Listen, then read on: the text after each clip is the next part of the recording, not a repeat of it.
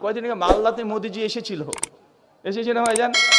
যে দেশের প্রধানমন্ত্রী, তাদের স্বরাষ্ট্রমন্ত্রী, তাদের যতগুলো এমপি আছে 90% তাদের, যে দেশের 90% নেতা মন্ত্রী ব্যবসায়ী সবকিছু তাদের, তারাই সংখ্যায় 80%। আর আমরা তাদের গণনা অনুযায়ী 14 থেকে 17%। তা 80% মানুষ 14% মানুষের কাছে খাত্রে মেহে। চিন্তা করা যায় কত বড় কাপুরুষ যারা এই দাবিগুলো করে।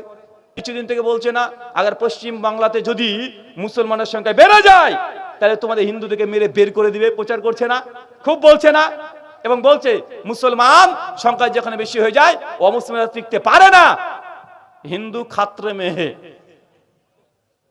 আমি ভাবি মানে নিজেকে যে কাপুরুষ বলছে, তাদের এই দাবিতে যে তার নপুংসক হিজড়া, এটা প্রমাণ হচ্ছে না? আরে আমরা তো 14%, আর 14% কাছে যেটা 80%, তোমরা যে খাত্রে মেয়ে থাকো, অত প্রধানমন্ত্রী তোমার, স্বরাষ্ট্রমন্ত্রী তোমার, মুখ্যমন্ত্রী সবগুলো তোমার, মুসলমান কয়টা আছে? সবই তো তোমাদের, সমস্ত ক্ষমতা তোমাদের, ব্যবসা তোমাদের, আম্বানি আদানি সব তোমার। তারপর 14% মুসলমানের কাছে 80% তারাই খাত্রে মেয়ে। তো এগুলো কি মানুষ না হিজড়া? আরে ভাই, এটা আমি বলছি না, তাদের দাবি প্রমাণ করছে, এটা তাদের পরিস্থিতি প্রমাণ করছে। অথচ মুসলমান রাষ্ট্রে, চলেন একটু ঘুরে আসি, 56খন ইসলামী রাষ্ট্র আছে। গত বছর আমি মালয়েশিয়াতে গিয়েছিলাম। মালয়েশিয়া কুয়ালালামপুর ক্যাপিটাল সিটি ঘুরেছি, প্রায় 11খানার মতো প্রোগ্রামও করেছি। আমি ভালো করে যে দেশে যাই সেই দেশকে আগে ঘুরি, সেই দেশে মূল সিটিগুলো, মানে ক্যাপিটাল সিটি যেটা আছে। তো মালয়েশিয়াতে গিয়ে দেখলাম মালয়েশিয়াতে 76% মুসলমান। কত পার্সেন্ট? 76%। মালয়েশিয়ার অনেকগুলো রাজ্য আছে যেখানে শরিয়া আইনকে প্রয়োগ করা হয়, শরিয়া আইন আছে। অথচ এই দেশের শরিয়া আইনের কথা শুনলে চুলকানি শুরু হয়ে যায়, হয় কি হয় না? অথচ মালয়েশিয়াতে শরিয়া আইন প্রয়োগ করা হয়েছে। 76% মুসলমান। মালয়েশিয়াতে হিন্দু আছে 7%। কত পার্সেন্ট? 7%। আজ পর্যন্ত কোন পেপার পত্রিকাতে দেখেছেন যে মালয়েশিয়াতে সংখ্যাগরিষ্ঠ মুসলমান 76% মুসলমান 7% হিন্দুদেরকে নির্যাতন করেছে, মন্দিরে ঢুকতে বাধা দিয়েছে, মন্দির ভেঙে দিয়েছে, মন্দির সঙ্গে গিয়ে সামনে গিয়ে লুঙ্গি ডান্স করেছে? দেখেছেন? কেন? ওখানে তো মুসলমান সংখ্যা বেশি, হিন্দুদের সংখ্যা 7%। তাহলে মালয়েশিয়ার মুসলমানের কাছে হিন্দু খাত্রে মেয়ে থাকার কথা ছিল, অথচ ভারতে নাকি তারা খাত্রে মেয়ে, অথচ তারা 80%। আমার তো ব্রেনে ধরে না ভাই। যদি আইনস্টাইনকে নিয়ে আসেন তাও সমাধান করতে পারবে না। আচ্ছা, দুবাই, ভারতবর্ষের সবচেয়ে বেশি যারা ভ্রমণ করতে যায়, বাইরে ভ্রমণ করতে যায়, সে দেশটার নাম কি জানেন? দুবাই। কোথায়? দুবাই। দুবাই কারা? দুবাই কাদের জায়গা? সংখ্যাগরিষ্ঠ মুসলমান, ওর শরিয়া আইন আছে। মুসলমান সব বড় বড়, আমার চাইতে বড় জুব্বা পরে, হাব্বা পরে, আর আমার চাইতে বড় মুসলমান তারাই। সংখ্যাগরিষ্ঠ মুসলিম রাষ্ট্র, ওইখানে কমপক্ষে 4% হিন্দুরা বসবাস করে দুবাইয়ে। ওখানে খ্রিস্টানরা আছে সংখ্যালঘু। আজ পর্যন্ত দেখেছেন দুবাইয়ে কোন মন্দিরে মুসলমান বোম মেরেছে? দুবাই দেখেছেন কোন হিন্দুদেরকে মন্দিরে ঢুকতে বাধা দিয়েছে? অথচ দুবাইয়ে হিন্দু খাত্রেমে নাই। খাত্রেমে কোথায়? ভারতে। কেন? এখানে 80%, আমরা 14%। গর্বে আমাদের বুক ফুলে যাচ্ছে রে ভাই, যে 14%-এর কাছে তারা নাকি খাত্রে মেহে। আশ্চর্য। আরে খাত্রে মেয়ে তো দুবাই থাকার কথা ছিল হিন্দুদের, কেন ওখানে 4%, মালয়েশিয়াতে 6%। আচ্ছা, ইন্দোনেশিয়া 98% মুসলিম রাষ্ট্র, 98%, মাত্র 2-3% মুসলমান আছে।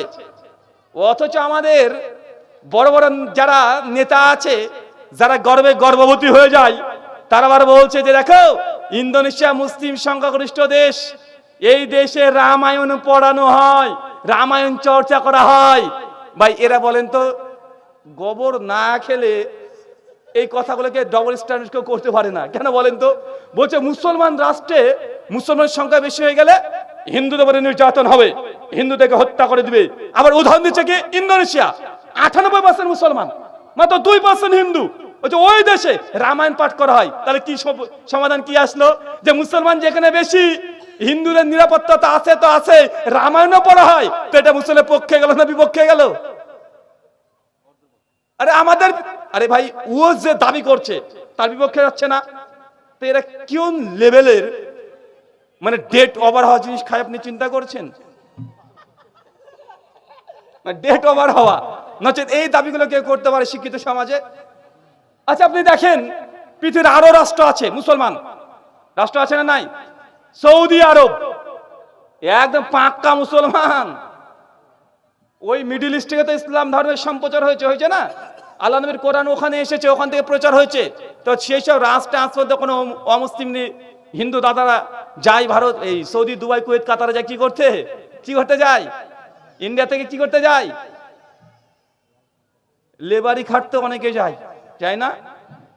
আমাদেরকে বলছে মুসলমান রাষ্ট্র মানে ফকির, মুসলমান মানে অশিক্ষিত মূর্খ, মুসলমান রাষ্ট্র মানে দেখো তারা অর্থনীতিতে পিছিয়ে পড়েছে। আর ঘুরে ফিরে মিডিয়া কি করে? ওই পাকিস্তান বাংলাদেশ, পাকিস্তান বাংলাদেশ।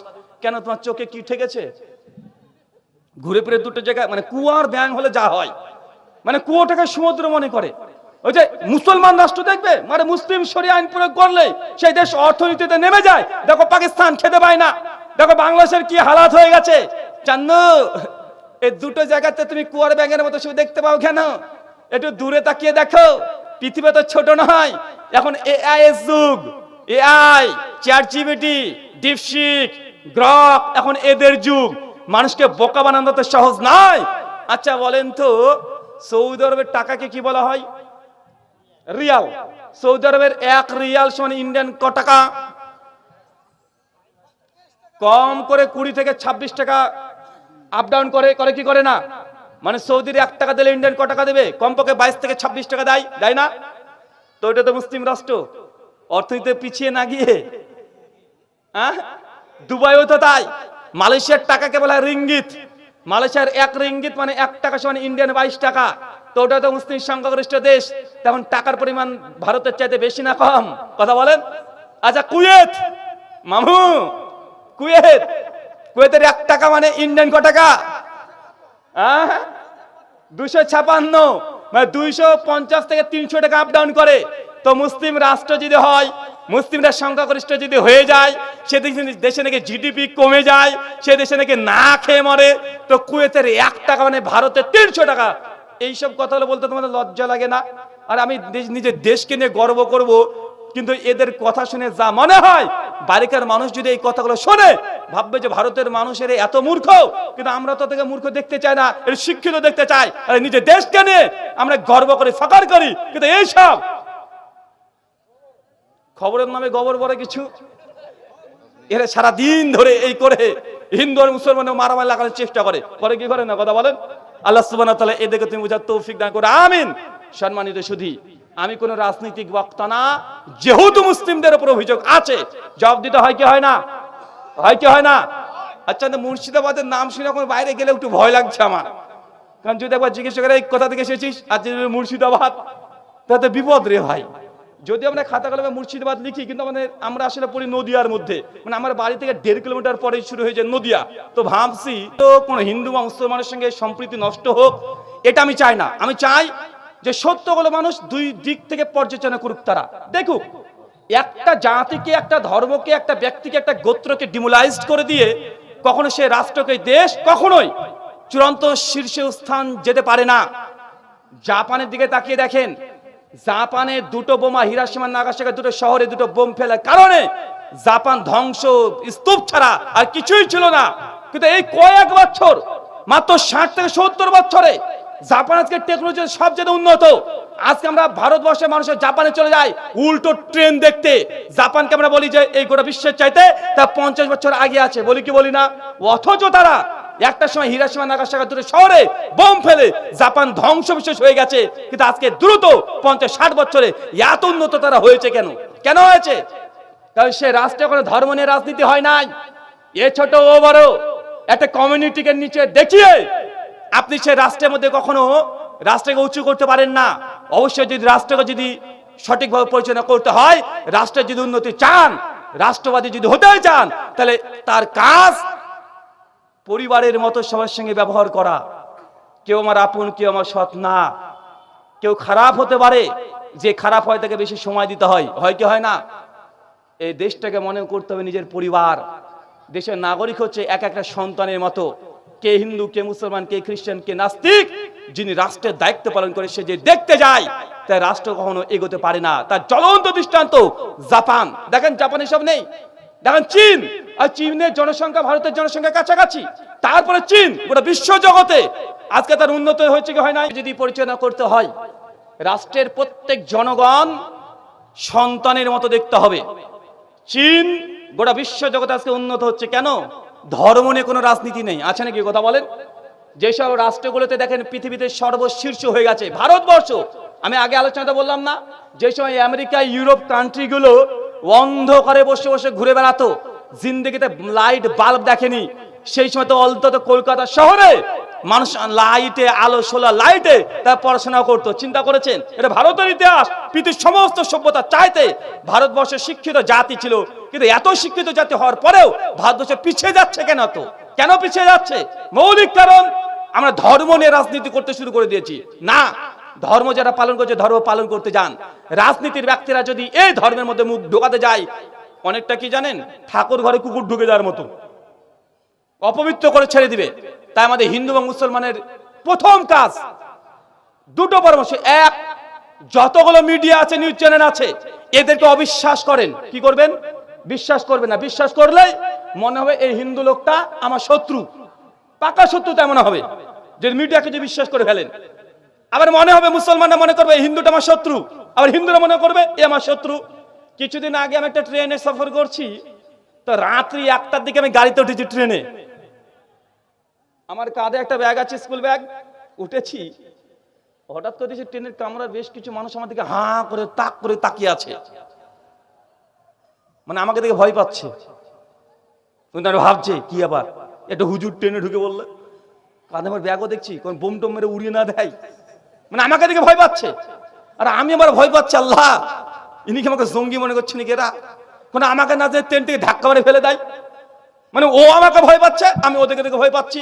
তৈরি করে করেছে এই জিনিস মিডিয়া। কে করেছে কথা বলেন? মিডিয়া। মিডিয়া কোন জায়গার একটা বিক্ষিপ্ত একটা ঘটনাকে এমন ভাবে প্রচার করে, মনে হচ্ছে যে সব জায়গাতে এই ঘটনাগুলো ঘটছে। করে কি করে না কথা বলেন? এইভাবে ভাইলেশন করে মানুষের মধ্যে এমন ভাবে প্রতিক্রিয়া তৈরি করে দিচ্ছে, মনে করে দিচ্ছে যে হিন্দুরা হচ্ছে মুসলমানের শত্রু আর মুসলমানরা হিন্দুদের শত্রু। এটা প্রমাণ করার চেষ্টা করছে। এই বাংলা স্বামী বিবেকানন্দের বাংলা, এই বাংলা রামকৃষ্ণ পরমহংসদেবের বাংলা, যিনি মন্দিরেও যেতেন, গির্জাতেও যেতেন, মসজিদেও যেতেন, সব জায়গায় যেতেন। এই বাঙালিরা হচ্ছে মাছে ভাতে বাঙালি। মাছ ছাড়া একটা সময় তাদের কাটতে চায় না, কোনো পরব কাটে না। যতই আপনি চিৎকার মারেন না কেন, জামাই ষষ্ঠীর সময়তে খাসির দোকানের সামনে 100 জন লাইনে দাঁড়িয়ে বাংলার মানুষ কি নাই? খাসির মাংস নাই। তাই এই দেশ, এই জাতি, এদেরকে যদি আবারও ভারতকে যদি শীর্ষস্থানে যেতে হয়, প্রথম কাজ মিডিয়াগুলোকে কন্ট্রোল করা। কারণ মানুষের ব্রেন তারা করছে, মানুষকে মানে বুদ্ধিভিত্তিক ভাবে তারা মস্তিষ্ক দিক থেকে তারা এমন ভাবে ব্রেনের ওয়াশ করে দেয়, জঙ্গি তৈরি করে কারখানা তৈরি করে দিচ্ছে। আল্লাহ সুবহানাহু ওয়া তাআলা এদিকে তুমি হেদায়েত দান করো, আমিন। আমাদের মধ্যে যারা এই সমস্যার মধ্যে বিদ্যমান আছি, দ্বিতীয় আপনাদের কাছে পরামর্শ, যদি কোনো জায়গায় কোনো কিছু অভিযোগ করে, খবরদার আইন হাতে তুলে নিবেন না। কি বললাম? আইন হাতে তুলে নিবেন না। কেন? মিডিয়া ওইটাই চাইছে।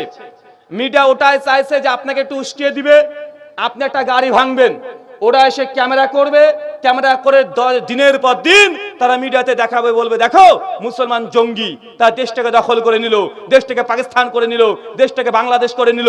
বলে কি বলে না কথা বলেন? কারণ আপনি যদি কোনো ভায়োলেশন করেন, তারা এটাই খুঁজছে, মানে মুসলমানকে নিয়ে তো বাজে বাজে কথা কেন বলছে? কারণ তারা চাচ্ছে মুসলমানকে উস্কিয়ে দাও, একটা দুর্ঘটনা ঘটক, এই দুর্ঘটনাকে সামনে রেখে তারা দিনের পর দিন তারা মিডিয়া নিউজকে কভার করবে, তাদের টিআরপি বাড়াবে, তারা ভোট ব্যাংক বাড়াবে। তো তাদের উদ্দেশ্যে পা দেওয়া দরকার আছে কথা বলেন না? কদিন আগে দেখলেন না অসীম সরকার বাবু, তিনি কোরআন মাজিদকে নিয়ে একটা বাজে মন্তব্য করেছে। আলহামদুলিল্লাহ, মুসলমানরা পশ্চিমবাংলা অনেক সচেতন হয়ে গেছে, তারা কোনো ভায়োলেশনে যায় নাই, কোনো হিংসার মধ্যে প্রবেশ করে নাই।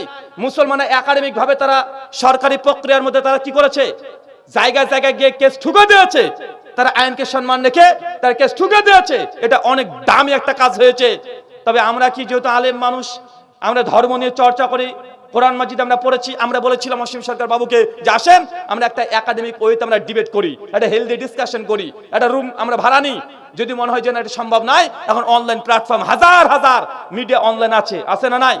আমরা সোশ্যাল মিডিয়ার মাধ্যমে, স্ট্রিমইয়ার্ডের মাধ্যমে, জুম মিটিং এর মাধ্যমে অনলাইন আমরা ডিবেট করি। আসলে কি কোরআন মাজিদ অমুসলিমকে হত্যা করার অনুমতি দেয়? এই শিরোনামে আপনি যা হেডিং করেছেন ওটাকে সামনে রেখে আমরা আলোচনা করি। শোনেন, এখন কোন আদর্শকে দমন করতে হলে অস্ত্র দিয়ে দমন করা সম্ভব নয়, পারবেন না। কি করতে হয়? ইন্টেলেকচুয়াল ওয়্যার, বুদ্ধিভিত্তিক লড়াই। এই যুগটা কিসের এখন? অস্ত্রের লড়াই না হয়। অস্ত্র দিয়ে লড়াই করে কোনো আদর্শকে দমন করানো যায় না। আপনি যদি হিংসা দেন, হিংসা ছড়িয়ে দেন, আদর্শকে দমন করতে পারবেন না। কি করতে হবে? বুদ্ধিভিত্তিক লড়াই করেন। তারা যখন অভিযোগ করছে ইসলাম নিয়ে, পাল্টা জবাব দেন। ইসলামকে নিয়ে যখন বদনাম করছে, পাল্টা জবাব দেন। ইসলামের উপরে প্রশ্ন ছুটছে, পাল্টা জবাব দেন। যখন আপনাকে জিহাদ শব্দ নিয়ে অনেক কিছু উল্টাপাল্টা মন্তব্য করছে, আপনি জিহাদ বলতে কি বুঝায় এটা খুলে বলে দেন। কারণ আমরা মুসলমানরাই আমরা এই ফিল্ডে তেমন কাজ করিনি। যেন কাফের, আরে সোশ্যাল মিডিয়া খোলার জন্যই আগে বলছে দেখো কোরআন মাজিদে আমাদেরকে কাফের বলা হয়েছে। আচ্ছা কাফের মানে কি? কাফের মানে তারা মনে করে কাফের মানে শত্রু। আরে ভাই, কাফের মানে পৃথিবীর কোন ডিকশনারিতে শত্রু পাবেন না। এখন আপনাকে অত চ্যাট জিপিটি করেন যে কাফের লিখেন, বাংলাতে লিখেন এর অনুবাদ কি, দেখেন ডাইরেক্ট দেবে কাফের মানে আনবিলিভার, অবিশ্বাসী। আর মুসলমান অমুসলিমকে কাফের বলি কেন বলি? কারণ তারা ইসলামে বিশ্বাস করে না। আচ্ছা মুমিন মানে বিশ্বাসী, কাফের মানে কি? অবিশ্বাসী, অপোজিট। তো আমরা তাদেরকে কাফের বলছি, এটা কোনো খারাপ শব্দ নয়। যেমন হিন্দু ধর্মে যারা বিশ্বাসী তারা বিশ্বাসী, আর যারা হিন্দু ধর্মে বিশ্বাস করে তারা অবিশ্বাসী। বলে কি বলে না? বলে কি বলে না? তা আমরা যদি আরবি শব্দ ব্যবহার করি, আমরা বলি আরবিতে মুমিন মানে মুসলমান মুমিন বিশ্বাসী, তারা কাফের বলি যারা অবিশ্বাসী, আনবিলিভারকে। তো আনবিলিভার শব্দ কি খারাপ? কথা বলেন। আরে আপনি ইসলামে বিশ্বাস করেন সেটা বলছি, কিন্তু এটা তো তাদের আপত্তি হয়ে যাচ্ছে। কিন্তু আমাদেরকে বোঝানো উচিত ভাইজান, কাফের শব্দ কোনো হিংসামূলক শব্দ না। কাফের মানে যারা ইসলামে বিশ্বাস করে না, অবিশ্বাসী, ইসলামকে বিশ্বাস করে না, ফেত নেই, ঈমান নেই, তার জন্য আপনাকে বলছি কাফের। এটা কোনো খারাপ শব্দ না। আর একই কথা গীতার মধ্যেও আছে, শ্রীমদ্ ভাগবত গীতা অধ্যায় নম্বর 7 শ্লোক নম্বর 14 আর 15-তে শ্রীকৃষ্ণজি অর্জুনকে লক্ষ্য করে তিনি বলছেন, কি বলছেন? দেবী হিয়েসা গুণাময়ী মায়া মায়া দুরাতয়াহ মামেব প্রপদ্যন্তে মায়াময়ং তরান্তিতে নমাং দুষ্কৃতিনাং মূঢ়াঃ প্রপদ্যন্তে নরাধমাঃ মায়া প্রহুদজ্ঞানাঃ আসুরাং ভাবস্মৃতাঃ। শ্রীমদ্ ভাগবত গীতা অধ্যায় 7 শ্লোক 14 এবং 15 বের করে আপনি এখনই দেখে নিতে পারেন, গুগল করে দেখে নিতে পারেন। শ্রীকৃষ্ণজি তিনি বলছেন, আমি এই গোটা বিশ্ব জগতের মানুষকে 3টে গুণে সৃষ্টি করেছি, এক সতগুণ, রজগুণ, তমগুণ। আর তার 3 গুণে গুণান্বিত হয়ে যারা পৃথিবীর মোহে আচ্ছন্ন হয়ে যায়, এই সব ব্যক্তিরাই নমং দুষ্কৃতিনাং মূঢ়াঃ, যারা আমাকে ছেড়ে দিয়ে, যারা আমি শ্রীকৃষ্ণকে ভগবান হিসেবে বিশ্বাস করে না, নমং দুষ্কৃতিনাং মূঢ়াঃ, এটা হচ্ছে দুষ্কৃতি। আচ্ছা গীতা কি বললো তাহলে আমাদেরকে? যারা শ্রীকৃষ্ণকে ভগবান বিশ্বাস হিসেবে বিশ্বাস করে না, যারা শ্রীকৃষ্ণকে ঈশ্বর বিশ্বাস করে না, পরমাত্মা পরমেশ্বর বিশ্বাস করে না, গীতা বলছে পরিষ্কার হয়ে তারা হচ্ছে নমং দুষ্কৃতি, এই যে দুষ্কৃতি। তো আমি তো মুসলমান, আমরা কৃষ্ণকে আমরা কি পরমেশ্বর বিশ্বাস করি না? তো আমাকে কি পরোক্ষভাবে তাহলে কি বলা হচ্ছে না যে আমি হচ্ছে দুষ্কৃতি? নমং দুষ্কৃতিনাং মূঢ়াঃ, এটা হচ্ছে মূর্খ। কে মূর্খ? যে কৃষ্ণকে ঈশ্বর বিশ্বাস করে না। তো আমরা মুসলমান তো কৃষ্ণকে ঈশ্বর বিশ্বাস করি না, তো গীতা অনুযায়ী আমি তো আমাকে মূর্খ বলা হচ্ছে। শুধু এতটা না, নরাধমাঃ, কৃষ্ণজি তিনি বলছেন তারা হচ্ছে মানুষের মধ্যে সবচেয়ে নিকৃষ্ট। তার মানে যিনি কৃষ্ণকে বিশ্বাস করে না সে হচ্ছে মূর্খ, সে নরধামা, মানুষের মধ্যে নিকৃষ্ট, সে হচ্ছে দুরাচারী। তবে আমরা কি বিশ্বাস করি কথা বলেন? তাই গালিগালাজ করে আমাকে কে দিল তাহলে? এখন যদি আমি এটাও নিয়ে অভিযোগ করে বলি দেখো গীতা মুসলমানকে অপমান করেছে, ভাই দাবি করা কি যৌক্তিক হবে? অযৌক্তিক। আরে শ্রীকৃষ্ণ যে তিনি বলেছেন সেই কনসেপ্টে যে আমাকে ঈশ্বর বিশ্বাস করবে না তারা হচ্ছে মানুষের মধ্যে নিকৃষ্ট, মূর্খ, দুষ্কৃতি। আরে কোরআন মাজিদ একই কথা বলছে যে আল্লাহকে বিশ্বাস করে সে কাফের। কাফের মানে কি? অবিশ্বাসী। তো শ্রীকৃষ্ণ যদি কথা বলছে কোরআন মাজিদ সে একই কথাই আছে, পৃথিবীর সব ধর্মেই আছে। খ্রিস্টান ধর্মেও আছে, যে জিজাসকে বিশ্বাস করে তাকে বিলিভার বলা হয়, আর যারা খ্রিস্টান ধর্মে বিশ্বাস না তাকে নন বিলিভার বলা হয়। এটা খারাপ কিছু নয়। সনাতন ধর্মে আছে মুসলমানকে জবন বলা হয়। কি বলা হয়? জবন বলা হয়। মুসলমানকে মিলেচ্ছ বলা হয়। কেন বলা হয় কথাগুলো? কেন বলা হয়? ইসলামকে টার্গেট